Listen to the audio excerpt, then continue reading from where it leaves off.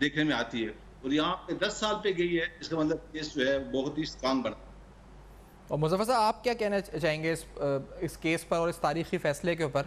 آپ کس نظر سے دیکھتے ہیں؟ اور جو خدشات کا اظہار مصدق عباسی صاحب نے کیا ہے وہ بجائیں اپنی جگہ، اور یقینی طور پہ ہم بھی فالو میں رکھیں گے، لیکن یہ ہو سکتا ہے کہ اپیل ایکسیپٹ ہو، پھر سسپینڈ ہو جائے، پھر یقینی طور پہ سالوں لگ جائیں، یہ معاملہ پھر لٹک جائے۔ مظفر صاحب شکریہ صفان بھائی۔ پہلے ایک چیز نوٹ کیجئے کہ یہ ایک تو سب سے پہلے جو انویسٹیگیٹرز ہیں اس کیس کے اور جو پروسیکیوٹر ہیں جنہوں نے اس کیس کو پورا ٹرائل کیا، یہ واقعی مبارکباد کے مستحق ہیں کہ ان کی اتنی محنت اور کاوشوں سے آج رزلٹ نکلا۔ ایک بات یاد رکھیے گا کہ انویسٹیگیشن تو ایک کلیکشن آف ایویڈنس ہے، ساری کلیکٹ کی جاتی ہے ایویڈنس، اور اس کے بعد اس کو کورٹ میں سبمٹ کر دیا جاتا ہے، ٹیسٹ آف ٹرائل اس نے دیکھنا ہوتا ہے۔ It is not an easy job کہ آپ جو کچھ لے کے جاتے ہیں وہ پروو ہو جائے۔ تو یہاں پہ یہ چیز سامنے آئی ہے کہ یہ جتنے بھی ایلیگیشنز نیب نے اپنی جو نیب کی کنٹینشنز تھی، کورٹ نے اس کو اپریشیٹ کر کے بغیر کسی ڈاؤٹ کے ملزمان کو کنوکٹ کیا۔ تو یہ ایک بہت بڑی سکسیس سٹوری ہوتی ہے پروسیکیوٹر کے لیے، پروسیکیوشن کے لیے، اور یہ اتنا آسان جتنی محنت پروسیکیوٹر کرتا ہے، میں سمجھتا ہوں کہ جو ڈیفنس کاؤنسل ہے،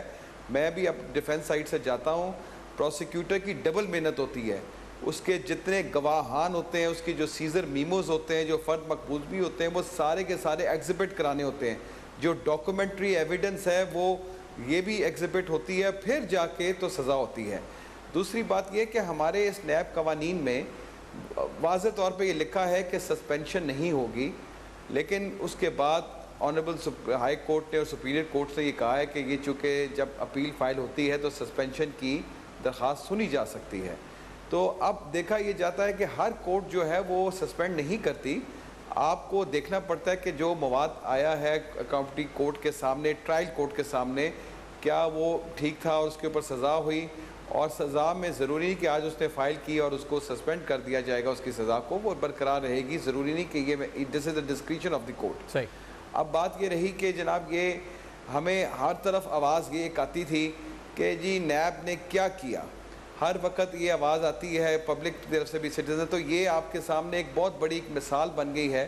کہ ایک گورنمنٹ فنکشنری سے، جو کہ اس وقت کا فائنانس سیکرٹری تھا، بہت بڑی عہدہ ہوتا ہے فائنانس سیکرٹری، پورا بادشاہ ہوتا ہے خزانے کا، تو اس آدمی نے جس نے اپنے گھر میں کروڑوں روپیہ رکھا ہوا تھا اور جس نے اپنے زیورات اور اتنی جائیدادیں بنائی ہوئی تھیں، اس شخصیت جو کہ اتنا پاورفل بندہ ہے، جو اتنا دلیر بن کے یہ پیسے گھر میں رکھ رہا تھا، اس کو کس نے ہاتھ ڈالا، کس نے اس کی پروسیکیوشن کی، کس نے اس کو سزا دی؟ تو یہ دیکھنا ضروری ہے کہ آپ نیب کی گرفت میں چاہے جتنا مرضی پاورفل بندہ آ جائے، اگر وہ کرپٹ ہے تو اس کو سزا ملنی چاہیے، اور وہ گرفت میں آ گیا، اور گرفت میں آ کے وہ سزا بھی آ گئی اور فیصلہ بھی ہو گیا۔ اب دو ایسے بیوروز ہیں